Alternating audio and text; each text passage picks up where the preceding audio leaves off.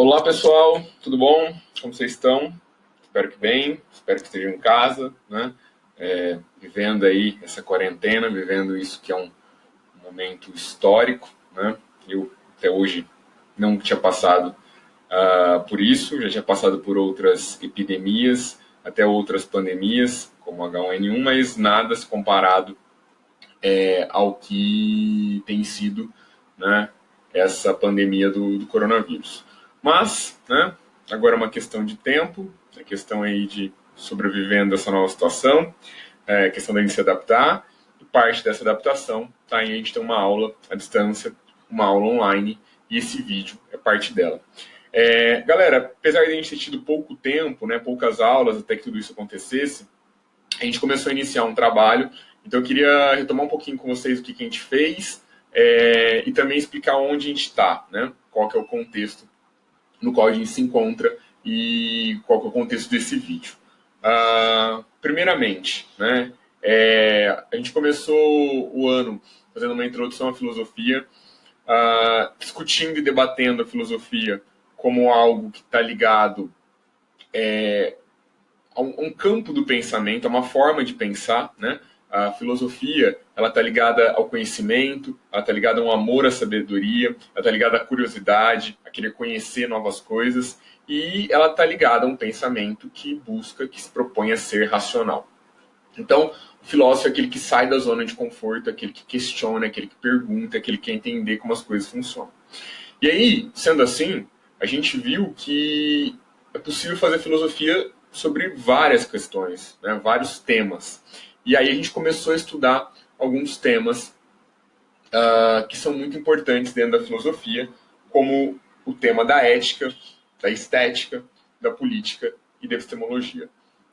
Não chegamos a ver todos esses temas ainda, mas como a gente estava fazendo um trabalho específico sobre eles, eu decidi que a gente vai retomar o que ficou faltando quando a situação se regularizar. E no momento eu achei que era mais conveniente a gente seguir o cronograma e aí trabalhar uma outra perspectiva da filosofia.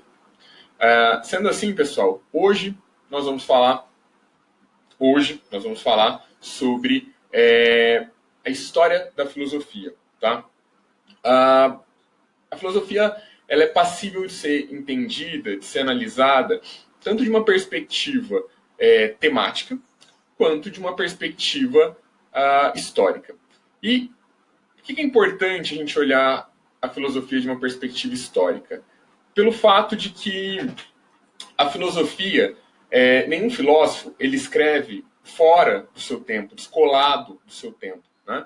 A filosofia está ligada às questões que cada um passa, às questões que cada um está vivendo.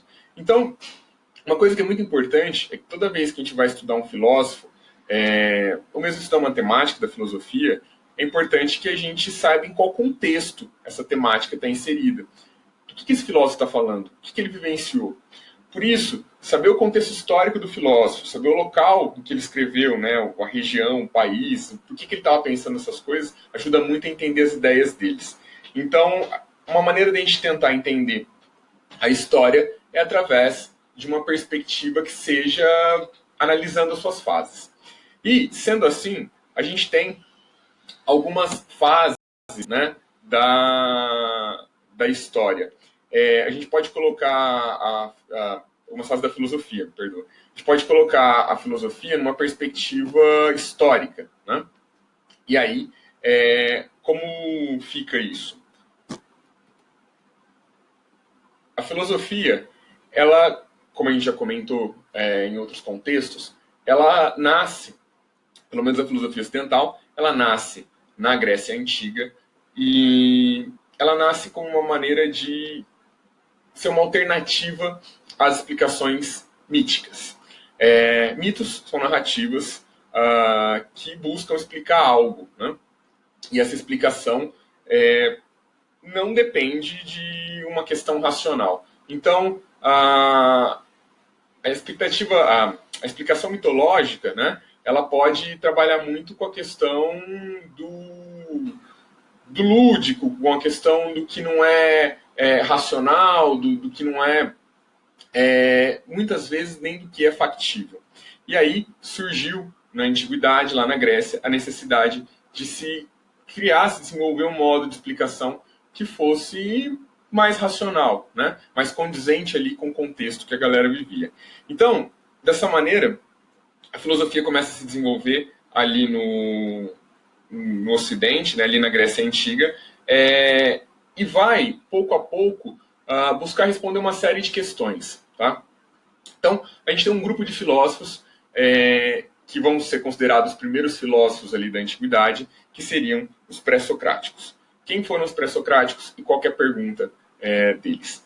Primeira coisa, né? Quando a gente fala de pré-socrático, e toda vez que eu pergunto para quem foram os pré-socráticos, a resposta mais óbvia e canalha que se vem é: foram aqueles que vieram antes de Sócrates. Mas muito cuidado com isso, galera, porque chamar os pré-socráticos daqueles que vieram antes de Sócrates é simplificar muito essa situação. Eles são considerados pré-socráticos porque a pergunta filosófica deles é próxima e a pergunta filosófica deles destoa. A pergunta filosófica deles é próxima entre eles e destoa da pergunta filosófica do Sócrates. Os pré-socráticos eles estavam muito a fim de entender como o universo surgiu. Então, eles vão buscar arqué, né, o princípio de tudo, seja um elemento, seja uma maneira de tentar entender como as coisas surgiram, como o universo se desenvolveu. E aí, dentro do grupo dos pré-socráticos, a gente tem vários nomes, né? Tales de Mileto, o Pitágoras, Anaximandro, Anaxímenes, podemos falar também do Demócrito, do Parmênides, do Heráclito, que eles têm questões muito interessantes a respeito, né, do que é o ser, se a gente está em movimento, se a gente é algo mais estático. Então, são várias questões, mas muito ligadas ali à ideia do que é o cosmos, de onde a gente surgiu. Depois vem um novo grupo filosófico que a gente chama eles de sofistas, e eles vão ali dividir, né, uma preocupação filosófica junto com Sócrates, que é uma filosofia mais humanística, mais de tentar entender o que é o homem, né? Como a gente conhece as coisas, o que é a verdade. A verdade ela seria algo atingível ou a verdade seria algo relativo? E aí entra algo muito importante entre os Sócrates e os sofistas.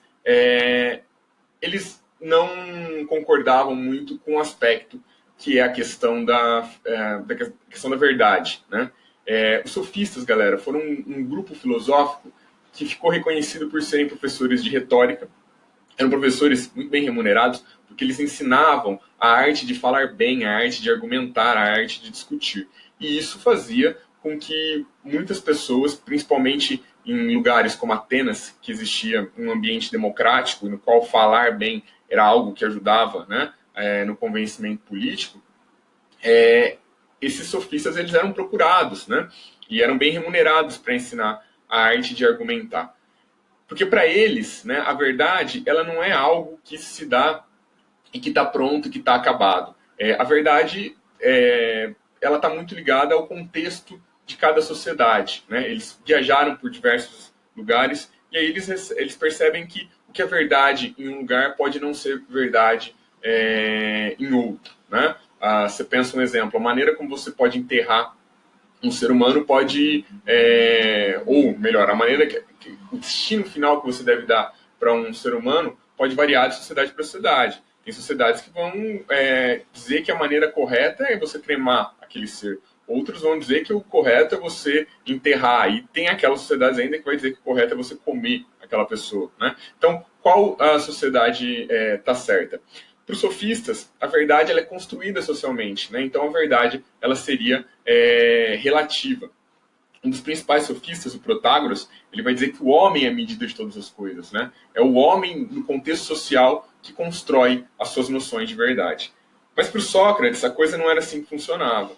Para o Sócrates era possível você chegar a uma verdade através do raciocínio, através da razão. Né? O pensamento levaria a gente a chegar mais próximo da verdade. Né? Então ele desenvolve um método que é a dialética, no qual ele vai usar esse método para poder extrair das próprias pessoas um conhecimento, né? Ele se dizia um parteiro de ideias, fazia maiêutica. Como assim? O Sócrates era um cara que filosofava conversando. Então ele adorava chegar para as pessoas, fazer uma pergunta, a pessoa respondia e ele jogava uma outra pergunta, né, fazendo a pessoa repensar aquela ideia dela. Então, para o Sócrates, a ideia é que você pode chegar o mais perto de uma verdade através, né, do pensamento dialético. E o Sócrates, por sua vez, ele vai inspirar o Platão, que é um dos grandes nomes da filosofia da antiguidade. O Platão, ele é um cara que trabalha em várias temáticas da filosofia.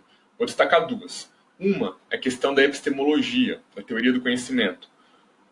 Para o Platão, nosso conhecimento é a verdade das coisas, as coisas como elas de fato são, elas estariam no lugar que ele chama de mundo das ideias, né? Pro Platão, a verdade ela é inata, ela nasce com a gente. Porque nós, seres humanos, nós temos alma. E essa alma contém todo o conhecimento do mundo. Só que a gente precisa acessar essa alma através do pensamento racional, através da reminiscência, né? Ele vai dizer que quando a gente nasce, a gente esquece as coisas e depois a gente tem que resgatar esse conhecimento. Então, o pensamento racional levaria a gente a resgatar esse conhecimento e conhecer as coisas.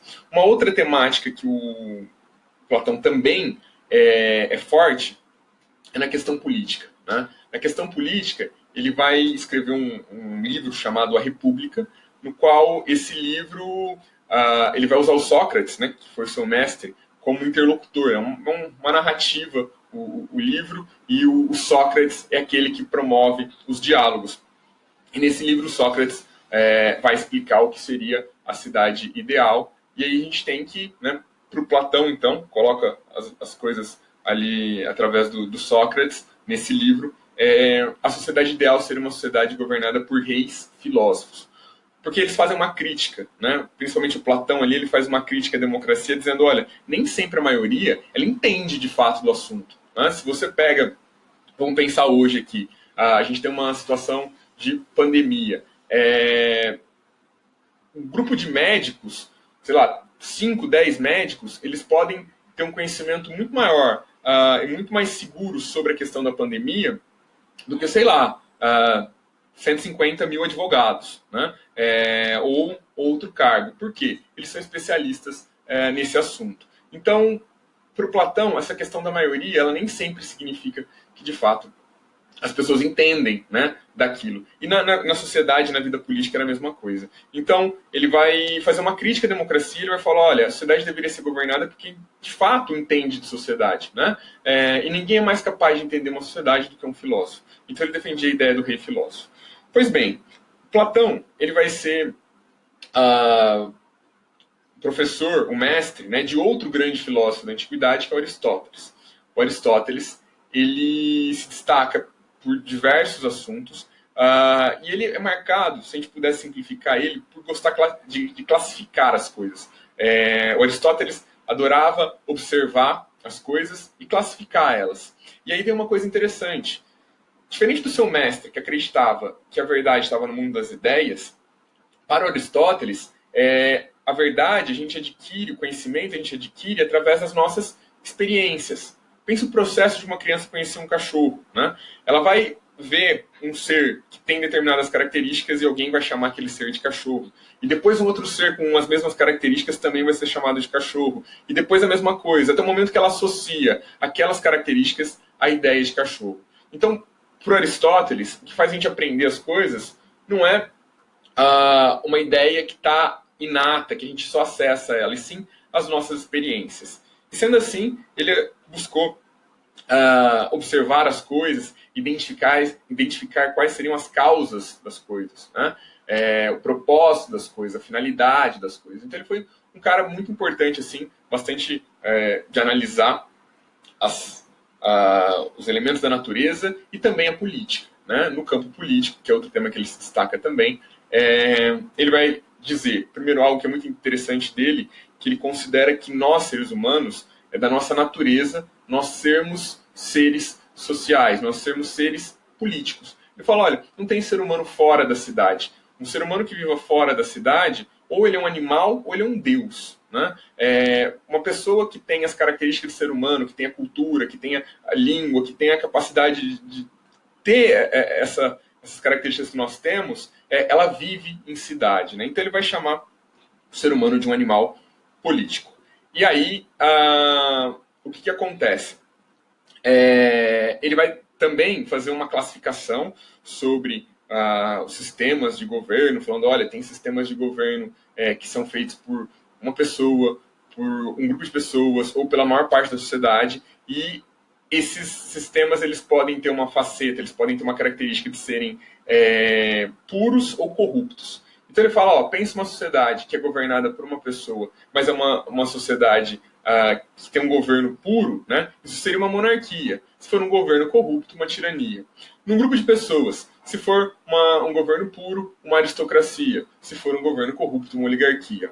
Se for uma sociedade governada pela maior parte das pessoas, se for um governo puro, é uma politeia. E se for corrupto, uma democracia. E aí vem algo interessante, né? Por que ele considera a democracia como algo corrupto? Ele diz que na democracia também muitas vezes esse grupo governa por seus interesses de grupo, né, propriamente, mesmo que seja uma grande parte da sociedade, e não necessariamente para o bem comum da sociedade. Ele diz que o importante é que se governe para o bem comum da sociedade. Bom, o Aristóteles tem uma série de outras coisas que a gente poderia falar dele, ele é um filósofo bastante extenso, mas a gente para por aqui com ele.